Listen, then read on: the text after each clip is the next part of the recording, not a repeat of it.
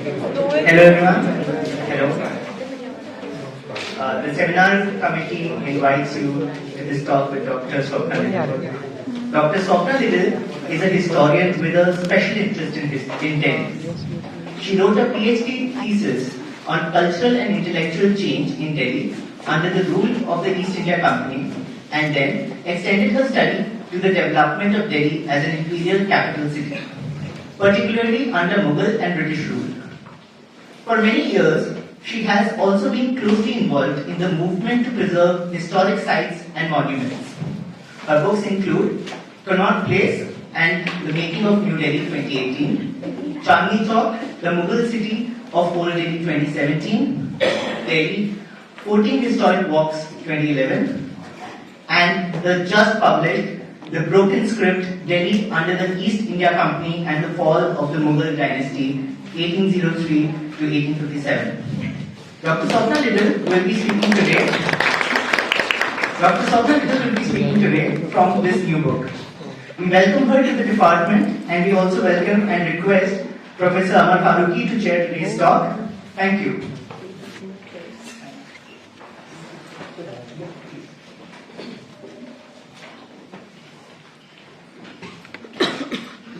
Thank you so much. Thank you so much for this invitation here. I, of course, did my undergraduate degree from Delhi University, but it's not often that I come and be a part of the other parts of Delhi University History Department, really, since my connection has been more with JNU and Jamia. So I'm really, really glad to be here. Also, I'm really grateful that I'm being given this space because if you look carefully, this book is definitely not, though it is based on my PhD research, it is not a book that is positioned really as an academic publication. And that, when I say that, of course, it's about which is the public publisher, etc. But I think it's a lot more than about style of writing or rigor of research. It is more about what are the questions that a book addresses. So when I say that it is outside of it's not strictly academic in that sense, this is exactly what I mean. And I think in this connection, one anecdote would be interesting too. So I think it's an amazing anecdote, but I think it's also very instructive. So I think I'm going to tell that. I haven't told too many people this. I just finished my PhD in 2007.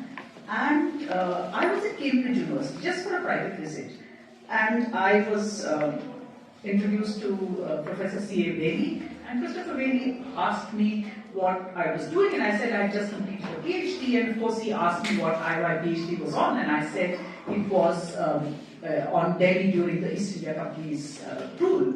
And the first, so I was explaining a little bit about what I was doing, etc. And I think it was about 1857 or something, and I said I don't agree with William Dalrymple on this. And he said, but we don't have to consider William, you don't have to consider William Dalrymple. And I thought, well, fair enough, yes, okay, I don't have to consider William Dalrymple. Then, as it happened, the very same day, I went to lunch to Trinity College High Table. And Trinity College High Table, who do I meet but Professor Amartya Sen. Right? I was introduced to him, again asked the same question, what are you doing? I said, I've just finished a PhD on such and such subject. And he said, oh, you must have read William Dalrymple. I said, yes, I have read William Dalrymple. So the question then remains that when I decided to write this book, and I have this great luxury that I am actually not in academia. And I say that it's a luxury, I don't have to publish academic works.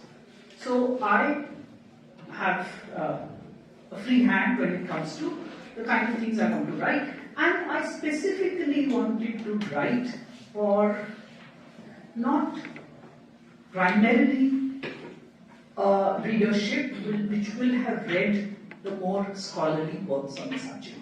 And more scholarly works on the subject have come out. There is Margaret Burnow's Ashraf into Middle Classes. There's, of course, Professor Faruqi's Zafar and Daraj, which is exactly on this period. But as I said, the questions that I address are different because I'm addressing a different readership. Primarily, I'm not saying that it will. Hopefully, it will have meaning to those who are interested in it from new research that might be there. But again, as I said, I am addressing myself to people to whom colonialism simply means foreign rule, right? I'm addressing people who have been have this well-entrenched idea of the white Mughal as a sort of kindlier, gentler foreign rule, as people who took to Indian lifestyles and therefore were, a benign form of the colonial regime. Or people, and this is also, when you write about a period and a subject like this, there's a huge amount of interest in people who are primarily interested from the literary developments of this period. And there you have the whole body of Urdu literature, which projects this period in a very, very romantic, idealized way. And much of this is now coming out in English translation also. So the reach of that pervasive influence of that idea of this as a sort of a not the golden Mughal age, but as the twilight of a traditional Mughal regime, which is flowering of Urdu poetry and a high point of Urdu literature and poetry, which suddenly is fractured because of 1857. And it just, then you start afresh along different lines. And it is these kind of ideas which are in the popular mind, which are in this kind of public realm that I wanted to address through this book. So, keeping those things in mind, and I would, really, I think I would welcome more discussion on this aspect of, what are the different kinds of things that we address at different times, in history. And it's become a very important, as I was just talking to Razi just now, Professor Razi, that there is this whole, we are now, I think there is a lot of talk about what is history writing. What is history writing, what should it be, etc. And, whether history as a discipline, the fact that history as a discipline is being questioned, and why do we need historians to write history? But anyway, these are things that are incidental to this. But today's talk is about what this book is about and what this period is about. And I looked at it, of course, from questions like, for those who are not familiar with this is the period when the East India Company conquers Delhi from the Marathas and becomes the ruler of these areas which it conquers from the Marathas, including the city of Delhi, on behalf of the Mughal emperor. Now, it's a complex period. It's something that is, you have to go back to the 18th century to see how that had been developing, how the Mughal Empire really evolves from a place where it obviously ruled a large empire to a situation where it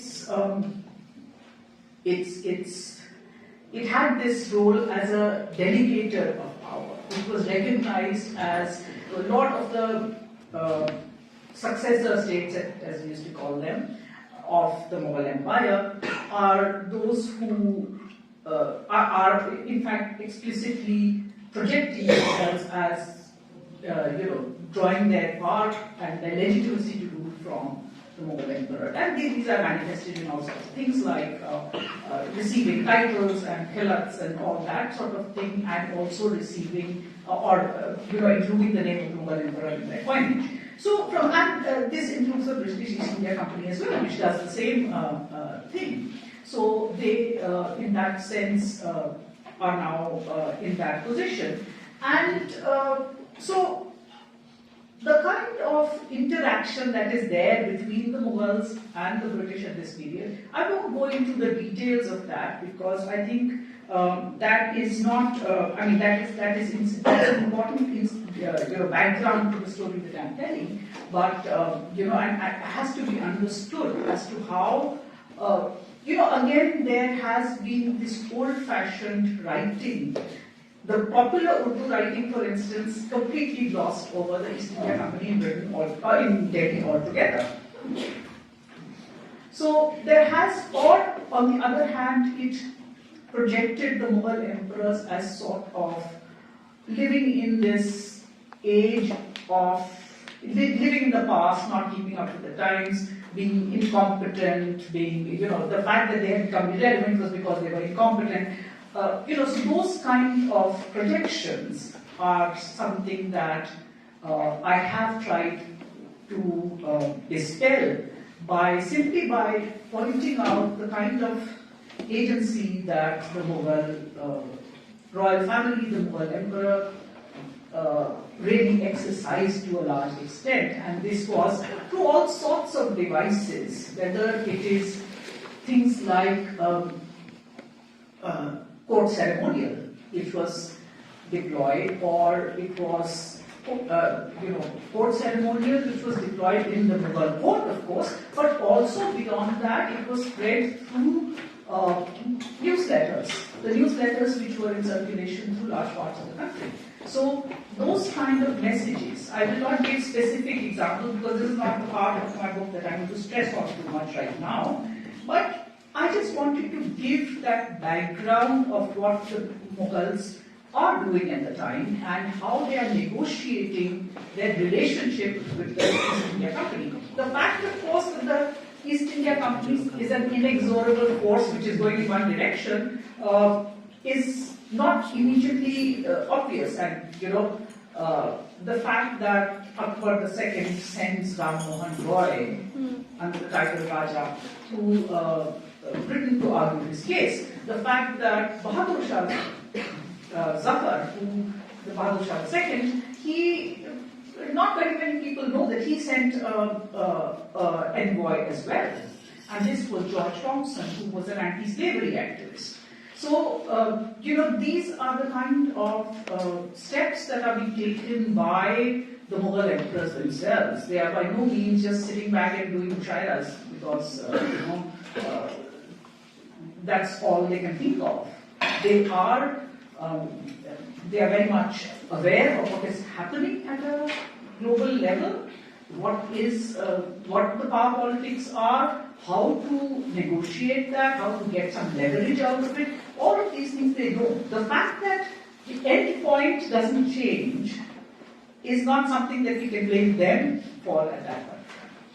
Anyhow, so that is about the Mughals and the British, what that relationship is. To a large extent, my book is also about how the people of Delhi, who are the people of Delhi at this point, how are they relating to, on the one hand, the new regime of the British East India Company, how they are dealing with the Mughal court, all of that. And there the idea that, and it's been clear for a very, very long time, even when Percival Spear wrote Twilight in the Wing of the Mughals, or Panikkar wrote about Anglo-Mughal relations, the actual position, the fact that the British East India Company was the one that was actually ruling in Delhi, is obviously very clear, but it's amazing how often people seem to forget it in the face of the kind of popular literature that has been there over here. And again, I'm talking about at the popular level. So the idea that this has to be studied. How did the British actually, how were they perceived by the people who interacted with them? There is a bunch, say, of the Indian elite, and some of them are military commanders, for instance. So, military commanders, now, in the 18th century is, of course, in all of North India, a period which has a very active military market. And there are people who have migrated from Central Asia to take advantage of it. There are people, of course, all these European mercenaries who are in India taking advantage of that military market as various, rulers go to war against each other. That, with the ascendancy of the East India Company, and then the British East India Company is also one of the employers in that market. And when they went to war against the Marathas and won, those who had supported them in this fight, purely from, supported them, in retrospect, one, again there is a popular idea that these are people who are somehow disloyal, and that's why they are supporting a foreign ruler. From their point of view, from the individual military chieftain's point of view, this is another employer, right? There is no national and anti-national involved there. So they are rewarded. They are rewarded with jagirdaris, and these principalities come up in the neighborhood of Delhi, and you have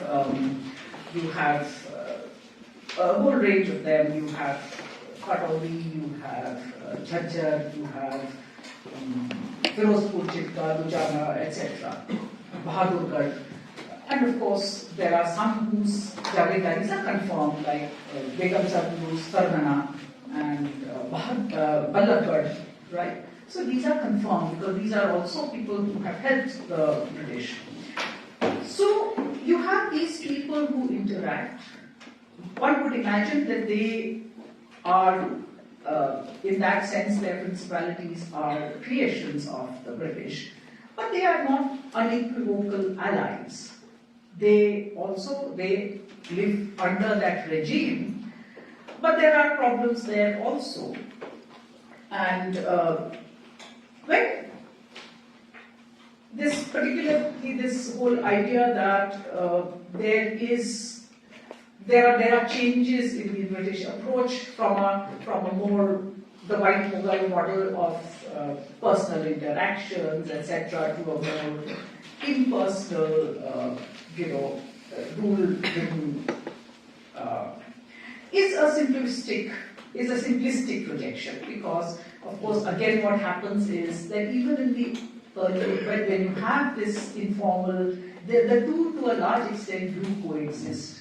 The Indians are often made to feel that, and I'm talking about the elite, these are these principalities, that they have to keep the local British officials happy, and they keep them happy by large presents, for instance. And this is something that happens at various levels. And at the same time, there is also the idea that you can be seriously damaged because of British economically damaged by the new British policies. One, for instance, as soon as the British decided that there was,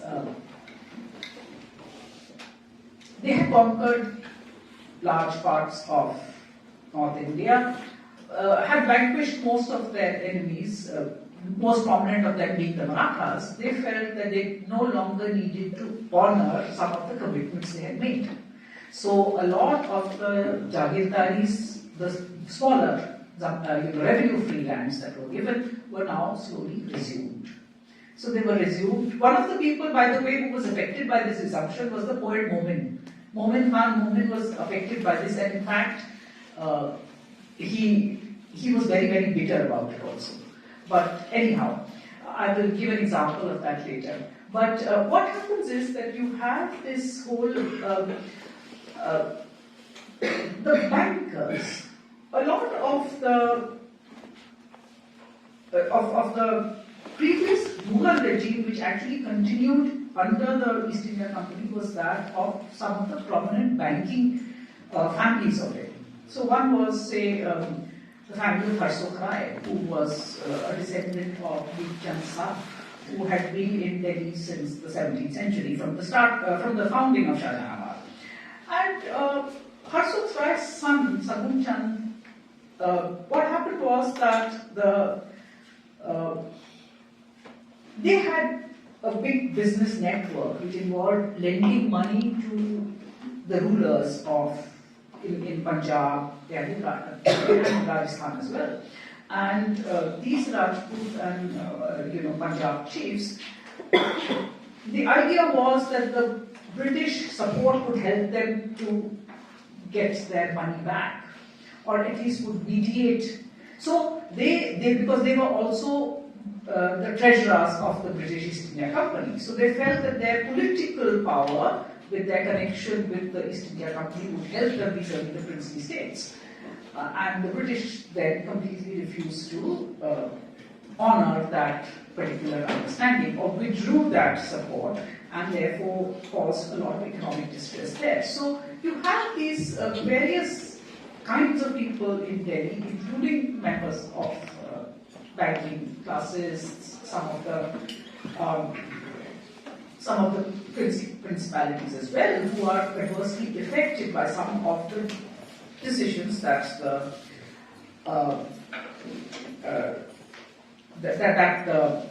regime takes. One of the people who was affected, for instance, and I will not go into exactly what happened, but was this guy called, thank you so much, was Bakhtavar Singh, who was the son of the Chaudhary of Shroffs.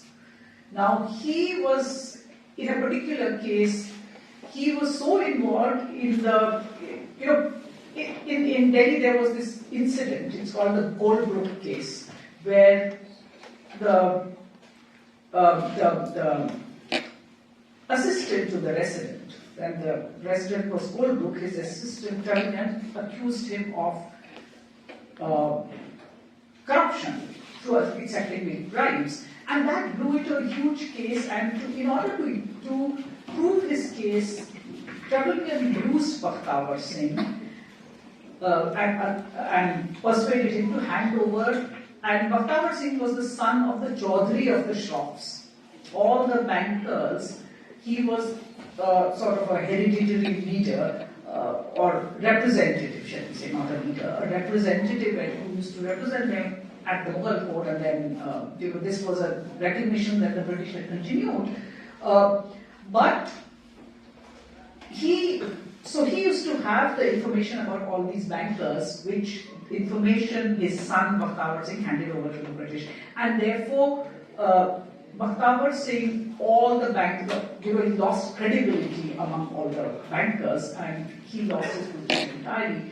Why I'm just pointing this out, this particular incident out, is that on the one hand you have a banking family, this Chaudhary, who is almost ruined by this British policy. On the other hand, this family's relationship with the Mughal emperor still continues. There is no financial dealing at all. The Mughal emperor has no means, so it's not as if there is any financial interest. But at the same time, in 1851, we have a palace diary entry, and this is many years after all this had happened, and Bakhtavar Singh is not Chaudhary of the Shroffs anymore, really, saying that his son is getting married, and therefore the Mughal emperor calls him and gives him a khila, and he is given a nazar on that. So that those kind of ties that the Mughal had.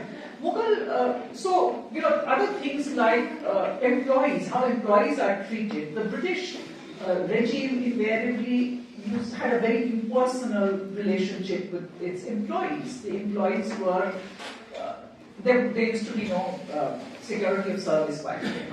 You have a new collector come in, he doesn't like your face, he has his own person, he will dismiss you. You are gone. The Mughals had a very different approach to this. Very often, even if an employee died, it was another family member who might be given the job. Relationships continued for much longer. So you have this, you have an old employee dies, the emperor, somebody who has not been in service for a long time, but the emperor will send some money for his funeral, so those kind of things. So, you can understand why there was a contrast in the minds of people in Delhi, that there was a difference of, a different culture that the British represented from what they had been used to. The other, this is British rule in general. But we have been led to believe, again, about this white Mughal model, that you have people who are, who are sympathetic to Indians. And what is the manifestation of that sort of white Mughal culture? It is one of the idea that you speak Indian languages, you wear Indian clothes, you have Indian wives or concubines, and that somehow makes you relate better to Indian people. That is, in very, very broad terms, a sort of model that we have of the white Mughal. And really, in many, many ways, it can be a bit misleading because, as I said, these friends of, you may have, there is one, in a much later work, Muhammad Hussain Azad's Aabe Hayat, he talks about the ruler of Firozpur Shirka, Ahmad Baksh Khan, who says, so and so Sahab came, he admired two of my horses. What could I do? I had to harness them to a buggy and I said, gave it to them. So, the idea that people had to keep the Sahabs happy, they had to keep their British friends happy, gives a very different idea of that kind of friendship. As far as the, wives, the Indian wives issue is concerned, I think one thing we must realize is, first of all, none of these relationships are without their power dynamic. You cannot have these kinds of things without the, race and other power dynamics over there. So, one of the examples I give in this book is of James Skinner, of the famous Skinner's Horse, the founder of Skinner's Horse. His father was British and his mother was Indian, and it is said that she was a 14-year-old girl who really fell to his, she fell into his hands, as his biographer says, when Banaras was conquered, right? So, now fell into his hands, and then the biographer, who's a friend of Skinner's, goes on to say he treated her very well, and she had 6 children by him. Now, that may be very, you have to put that in context of the fact that she killed herself when James was 12 years old because her daughters were forcibly taken from her and sent to boarding school. So these are the kind of things that, really you have to put in the context when you talk about the white Mughals. Also the idea that earlier there was a kind of regime where these white Mughals flourished, where there were relationships and children from mixed marriages, and later there was a hardening of the position. Also, I think has to be seen in another context. When you are talking about the 18th century, you still have a lot of states, and one of them, of course, the Marathas are very prominent there, which actually have space in their administration, in their armies, for a lot of Europeans, as well as people who are offspring of mixed marriages. So, in fact, James Skinner also first, becomes a military man in the Maratha service. He doesn't get any space in the East India Company's army. He establishes himself under the Marathas. The fact that he later comes to the British East India Company is again also circumstance, and there he is only given an irregular troop. He is not given a space in the regular army. So what happens? So when you talk about a hardening of position, that is simply the symptom of a change that has come about in the 19th century, and that being that particularly with the once the Marathas are dealt with by the British and all enter into treaties and peace descents, all the military market suddenly is gone, and the only viable employer for a lot of these people are of Europeans is the British East India Company, and that is run still on race principles. So therefore, these mixed marriages, now a lot of people like Octalo, like Charles Metcalfe, they begin to realize that their children, their future is now in jeopardy because the East India Company will never employ them in higher posts as they had been. So that is the main reason why it is considered prudent not to then have these kind of mixed marriages at all. So that is one of the goals. Now, a large part of this work is actually on an institutions that developed in which there were areas of significant change, cultural change that is happening. One is, of course, the Delhi College. The Delhi College is set up in 1825, the first Western, on the Western pattern, institution of higher education in Delhi.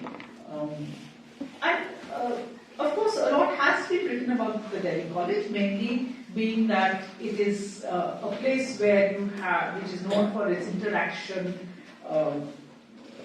and the teaching of Western subjects, including science, etc., in the Urdu language. Now, here again, there are a couple of points I think that I make which are specific to my argument here. I do describe the Delhi College and its, but I don't need to go into that so much right now. One of the things that I say is that, first of all, the very model of the Delhi College, the use of Urdu as a medium of instruction, though English also was a medium of instruction. There were these two different sections of the college, one teaching largely in Urdu and one teaching largely in English. That the reason that this survives, and again, it has been looked at very romantically by people by saying that Delhi people were attached to the Urdu language and did not let it go and did not forget it, etc. It's more than that. It's the fact that there was money tied up with it. There was Fazl Ali Khan, who was the sort of wazir of the Nawab of Awadh. He was a Delhi man, and he had, in the same time as the Delhi College was founded, had given a large sum of money which was invested, and its proceeds went to the Delhi College. He wanted to make that endowment for the benefit of education in Delhi. And the British persuaded him that it should go to the Oriental section of the Delhi College. Now, this Oriental section was obviously one that had to teach, it had to teach the languages, of course, classical languages, Arabic, Persian, Sanskrit, but it also then, as I said, taught other subjects, and those were taught in Urdu. So the fact that this endowment was there, it had to be utilized, and after a bit of a tussle, even the British decided for a long time they tried to siphon this off into the English teaching, to help prop up the English teaching section. But this was there, and because this was there and it had to be utilized, a lot of that comes from, so a lot of the flourishing of Urdu actually comes from endowment by Fazl Ali Khan rather than from British policy in this regard. In fact, as I also point tangentially to the fact that a lot of the debate of the Anglicist position, we are familiar with Macaulay. Macaulay's brother-in-law Trevelyan had made his early pronouncements on English education while he was posted in Delhi. So, they are already discussing this, and their position is that English is the only way forward. You only have to, you can only teach modern education, enlightened education through the medium of English. Of course, the Delhi College is also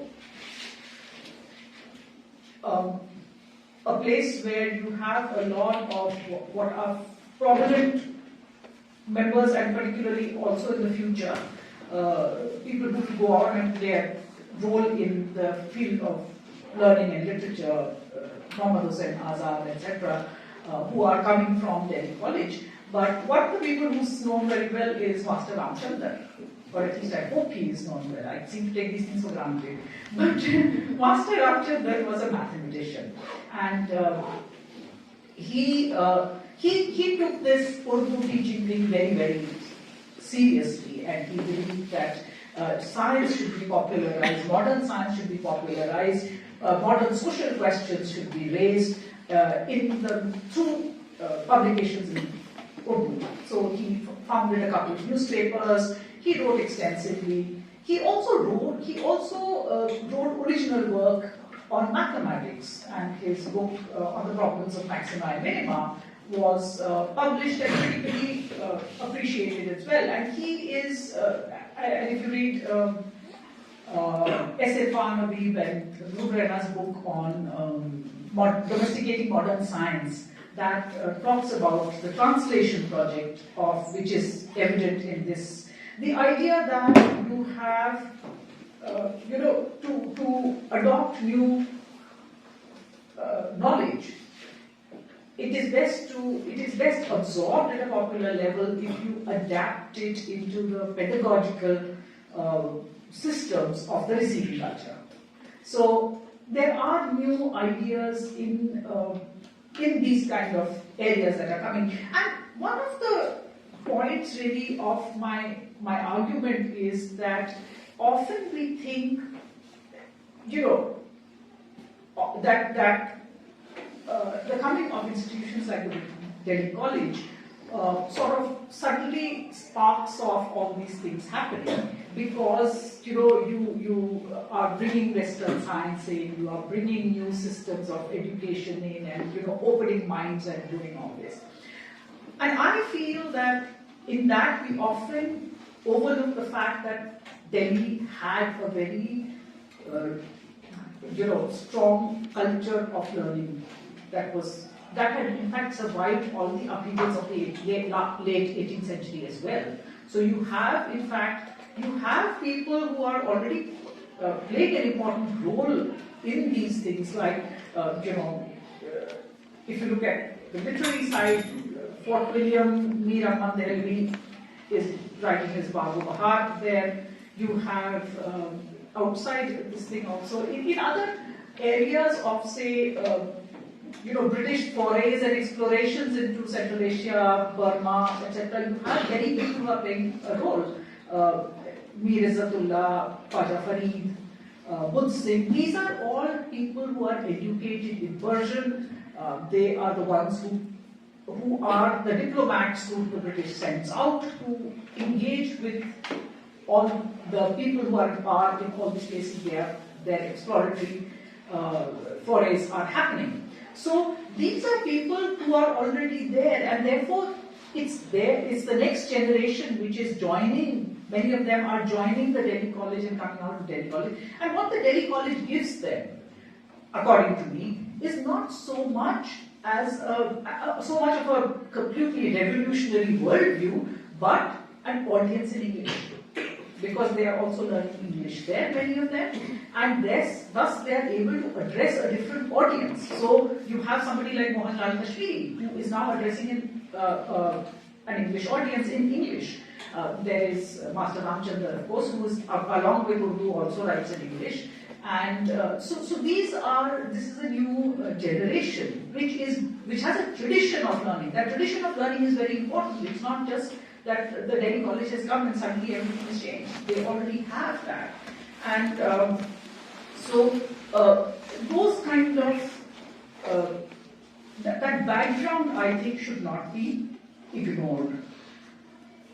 At the same time, there are, of course, changes that are taking place, and many of them are taking place because there is this debate that is happening, firstly, and some of that debate is about the literary culture and about the literary tradition. And remember, this is, as I said, much of the received wisdom from the literary history point of view is that this is a high point of Urdu literature. This, after all, coincides with the lifetime of some of Urdu poetry's, particularly Urdu poetry's greatest poets. There's Asadullah Khan Ghalib, there is Bahadur Shah Zafar, there's Zauq, there's Momin, there is Azulka. All these people, it's their lifetime really. It more or less is coterminous with that. So this is that period of Urdu literature. But at the same time, that is not to say that things are not changing. And they are. And one of the things that is happening, of course, is print culture makes an impact. And really, the advent of print culture, one of the ways, I'll mention only one of the ways in which it has an impact is it's a much wider dissemination of poetry that is happening now. It is happening. Every newspaper that comes out, even the Delhi Urdu Akhbar or there was a newspaper that used to come out from the Delhi College also, Kiran Musadin and Mohd Begum, Fawaidul Nazarin. These are all newspapers, many of them carry poetry in every issue. It's a marketing exercise. You print a bit of poetry, people will buy the newspaper because Urdu poetry was popular. That kind of, in a sense, democratizes Urdu poetry, in my opinion. And what it does is, there is also, along with that, a sort of democratization, move towards studying it, looking at poetry, its evolution, how it develops, and that is happening through particularly work in the Delhi College. So you have one of the students there is Maulvi Karimuddin. Karimuddin, he writes a book on the poets it's called a Tazkira. Tazkiras are literally little small biographical accounts with samples of poetry of India, collections of various poets, lists of poets with a sample of their work. But he writes one and Tazkiras tend to be fairly randomly arranged. They are arranged alphabetically, so not by any era, or it's not a history of Urdu literature. But this, for instance, was one where there is an attempt to now group them in this manner to try and study the evolution of Urdu literature, Urdu poetry. There are other attempts, like there's another Tazkira writer, Qadir Bakhsh Sabir, who writes an introduction which is a long listing about how Urdu poetry has evolved, etc. So there is this idea that poetry can be learned by reading books. This is a very, very revolutionary idea that is, and Sabir says that he's writing these books so that people can now learn, those who don't have an ustad can learn Urdu poetry, which is a very revolutionary idea at its time, because the idea that you can learn poetry without having an ustad is unthinkable in that era. So what I'm saying is, but there is an even greater questioning that there are some signs of it. So for instance, in Master Ramchandra's book, I think, not book, in one of his magazines, there is a letter which somebody wrote and said that, I don't know who wrote this letter, or was it under the guise of a letter, sort of an editorial, which says that, this Urdu poetry is very, has a bad influence, it is, it's only about love and frivolous subjects, and because of these themes that are there in poetry, the Indian psyche is also, is being damaged because it only thinks of frivolities.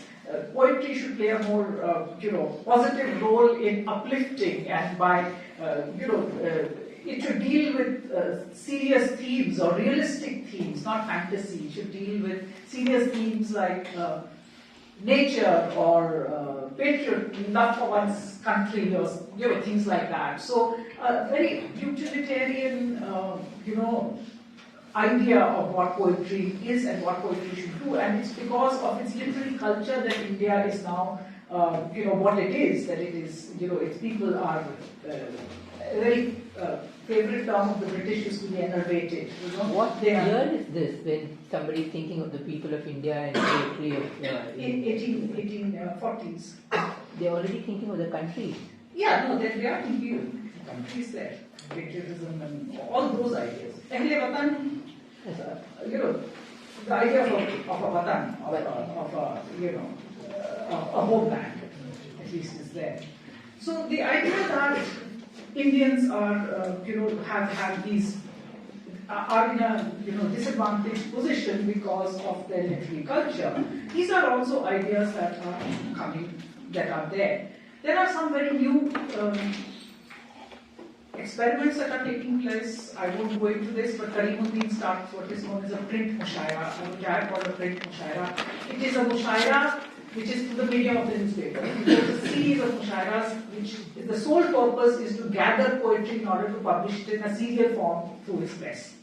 So it is the printing press is leading to changes in the literary culture as well. And but it's, as I said, there is a questioning of the literary culture as well, and you can see the practical effects of this kind of questioning. The mushaira stops; it becomes much less popular from the 1840s onwards. You can see that it is declining. Ghalib himself, in one of his very famous letters, writes, "Mushaira ab shehar mein kahin nahi hota. Kabhi किले में होता है, कोई कभी जाता है, वो कभी नहीं जाता."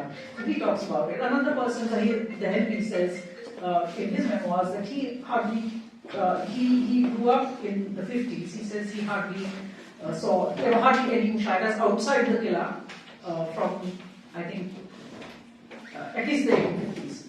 So there is a crisis of confidence that is happening. The younger generation is interested in new kinds of things. One of them, for instance, is the Delhi Archaeological Society, right? So the Delhi Archaeological Society is there. That is, it's really in many ways a precursor to the Archaeological Survey of India. This was a society which did excavation work, which did conservation work, which did a study of sites. The most active or contributing members, useful members of this society were Indians. One of them is Sayyid Ahmad Khan, who was posted as a judicial officer in Delhi at the time. He propounded a very, path-breaking, or at that time a path-breaking proposition about the bricks that you get from sites, and he said you can date monuments based on bricks. That was for its time quite apparently, at least for the British, this was a new thing that they were learning. Another one of those people was Ziauddin Ahmad Khan, who actually identified many of the sites of Delhi. We know which is, where is Jahanpana, for instance, or where is Siri and all that, those kind of things. Those are things that, so he actually came up with a map of Delhi, specifying these sites. The Archaeological Society of Delhi did conservation work in Firozshah Kotla. So it did all of these things, right? So all of this are new preoccupations that the young, educated people have. The last really part of my book, and I don't know how much I'm going to talk about it, I'm not going to talk about it much, 1857. The revolt. And of course, the revolt has been written about enough, quite a lot has been written about it, quite a lot of it has been written about it on Delhi as well. And I think maybe when I was talking to Chris Bailey, one of the things that I said was that I strongly disagree with William Dalrymple on his reading of 1857 in Delhi. And he sees it as falling apart on the question of religious difference. That he sees that there is a radical element of which was turned into a jihad, and a lot, and the Indian, population in the city is obviously not with it. And I see this completely differently. And I'm not going to give any examples right now because it's a bit difficult to explain it very, very briefly. You really need to read it in detail. But I show through what I have read, and I present all of that, is how this is a period where a lot of the subaltern classes are empowered.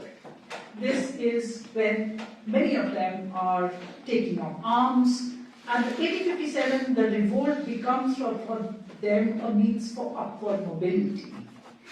And that upward mobility that they have, a desire to participate a little bit, to make important decisions, to have more agency, is something that eventually the elite cannot take. And that is something that really makes them very uncomfortable, and is one of the factors that leads to, there are many other factors of course, which lead to serious crisis in the kind of support that 1857, the soldiers, etc., get to really counter the British military might.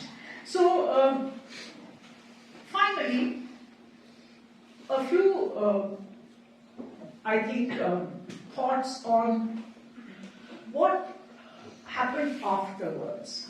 I think what happened afterwards, 1857 is an event.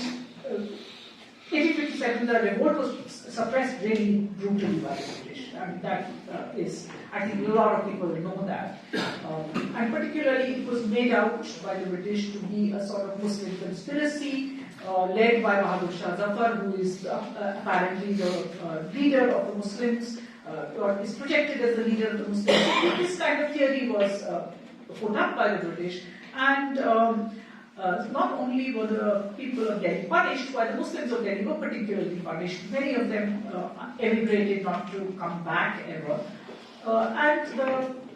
And of course, we all know that not only did the Mughal dynasty was finally, ceased to be recognized in India as any Mughal emperors. The royal family was evacuated from the Red Fort. Many of them were exiled to different places, Bahadur Shah to Burma.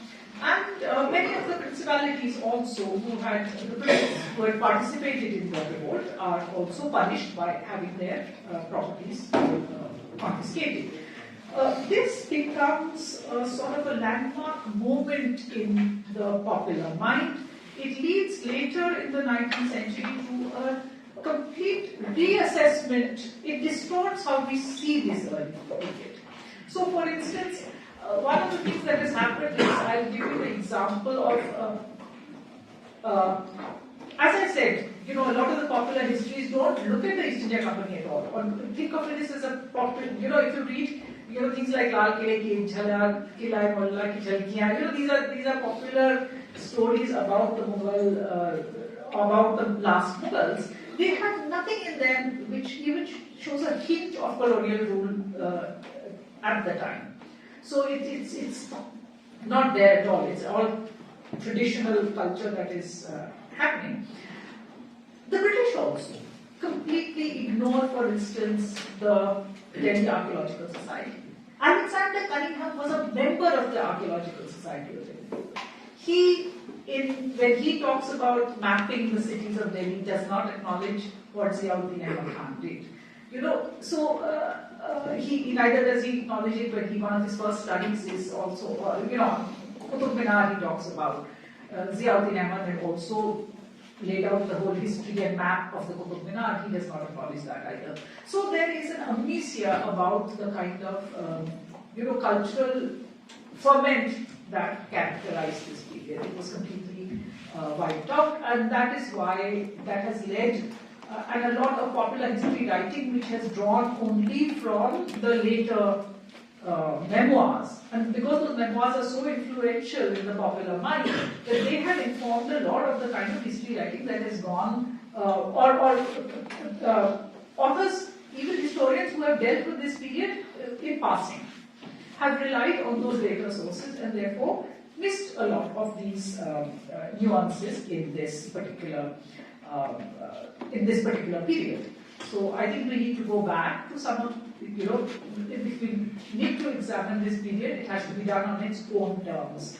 And that is what I think I wanted to do. And again, as I said, to counter some of the very, very influential popular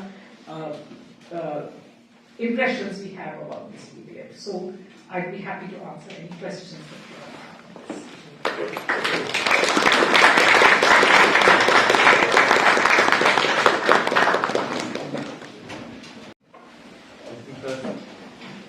Congratulate Swapna Liddle on the publication of a new book, which is a book that incorporates a huge amount of research spread over several years. And as someone who has worked on roughly the same period, let me say that it was with a sense of great envy that I went through the sources, the primary sources that Swapna has used. And I realized how unsystematic my own consultation has been, and how thorough her sort of engagement with those sources. She has really sort of gone through these sources, the archival material, with so meticulous and so sort of month by month, year by year, and given us this very, very rich history of not just Delhi, of the East India Company, the way it established its dominance, the cultural, literary history of not just Delhi but of parts of North India, and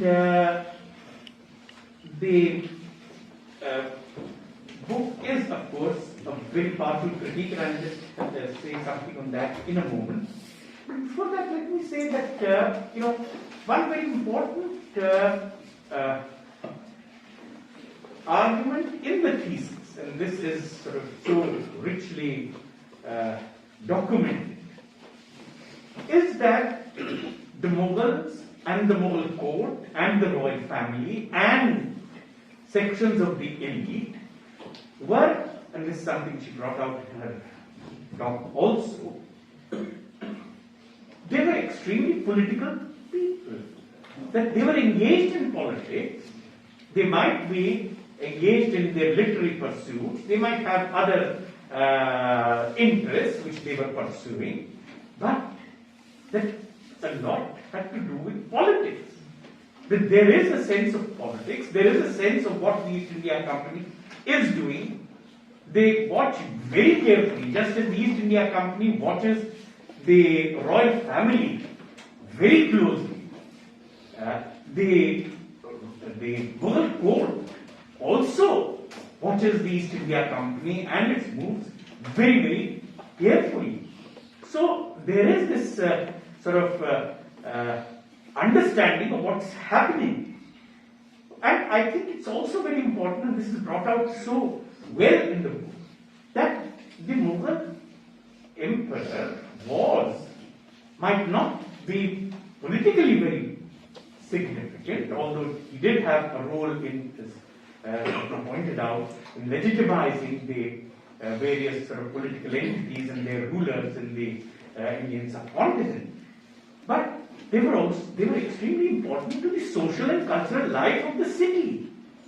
They were so central to the social and cultural life of the city, and they maintained their social and relationships, with a certain sense of, there was a certain kind of permanency to that, rather than the very sort of the kind of relationships which most of the British colonial officials maintained. I think it's also important that the one an important part of the book is the way in which other sections of the elite and the people of Delhi. So it's also a book which sort of looks at who the people are. When we say Dilli Wala, who is this Dilli Wala? So I think that is something which is brought up very well. And there are sections of the elite who don't any longer figure in most historical accounts. People like Harsukrai. So these people are important to the city, its life, its economy, its society, its politics. The book is, of course, a very powerful critique also. And I think, the has in a talk discussed, has quite forcefully argued against this notion of a benign East India Company, and colonial officials who are sort of more interested in culture and literature and have a good social interaction and with Indians, and the notion, therefore, of a white Mughal, which, in a sense, sort of softens the whole idea of colonial dominance, subjugation. It is ultimately a relationship of dominance and subjugation. Swapna quite rightly pointed out where the women figure in this kind of a world, the world inhabited by white Mughals, that this was not a relationship of any kind of equality. The race mattered, hierarchy mattered, their Indianness mattered. And that was something which none of these officials could actually abandon. However much they might have gone native, yet this was where they figured in the hierarchy and where the women figured in that hierarchy was very, very clear. I think it's the portions on education, the role of Delhi College, and the kind of education and learning that evolved during the first half of the 19th century, and how Delhi was so important to that, the evolution of many new ideas about what constitutes education and how a particular kind of modernity is to be defined in terms of that education and learning.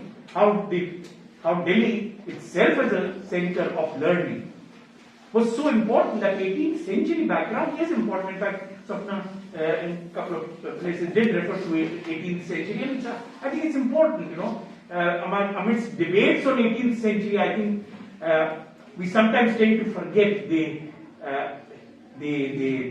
actual sort of history of what was happening in the 18th century. So debate becomes often a substitute for actual knowledge of what's happening in the 18th century. And that 18th century background is absolutely indispensable for understanding what's happening in not just Delhi, in other parts of the, which came under colonial rule in India. And here again, education is not just something.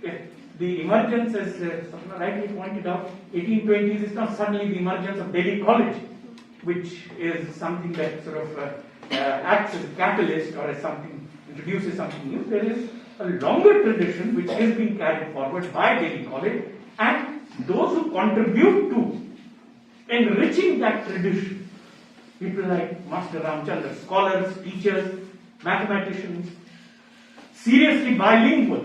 I think the importance of their being bilingual is also something that, although they were not just bilingual, they were trilingual, they were 4 languages, classical languages, English, Urdu. They were all they could move very easily between these different linguistic sort of words. So I think there's so much that this book has to offer in terms of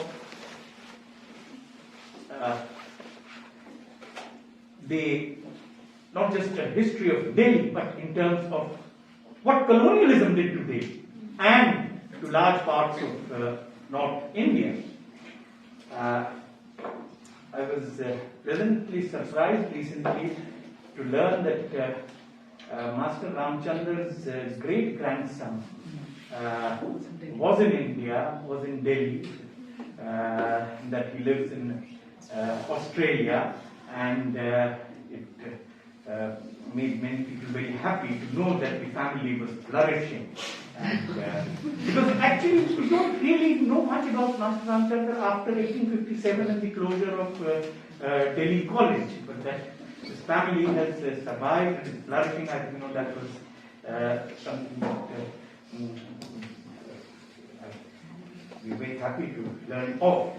Lastly, I must yes, and I think it's this point that made about Trevelyan developing ideas. We talk so much about Macaulay, but how Trevelyan's views contributed to Macaulay's own understanding about language, and that Trevelyan developed those views while in Delhi, particularly in the context of the Colebrook case, and how without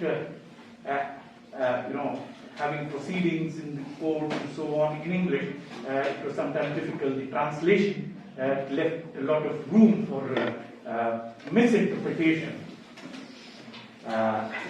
So, in terms of education, learning, Delhi doesn't figure usually in standard textbook accounts, but this book brings out very well the sort of very sharp focus, the important kind of experiments that were being made in Delhi. Lastly, the book has a lot to say about 1857. I must seek your forgiveness for getting a little carried away, because this is a book I really sort of loved reading, and so taking up so much of time. And there's been so much writing on 1857, including on Delhi. But again, this book has a fresh perspective on 1857, in which the people figure very prominently.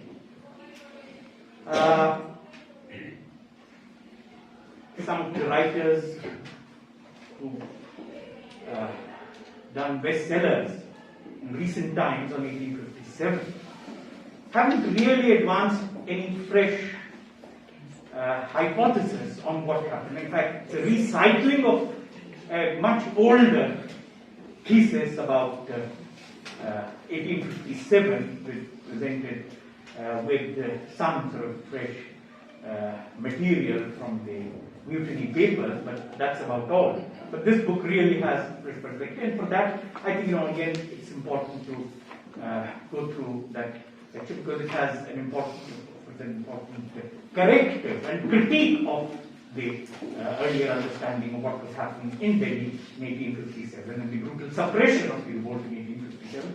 Lastly, I must say that the post-1857 there was a complete erasure of systematic erasure of what happened in Delhi, of the relationship between the company and the Mughals, the relationship between the company and the other sections of the elite, and the various aspects of Delhi, including of its history, like education. These were completely erased in in the post 1857 in colonial historiography in particular, something which continues to be reflected in most popular histories and standard textbooks. So thank you so much, and now you take over. You can have questions, comments.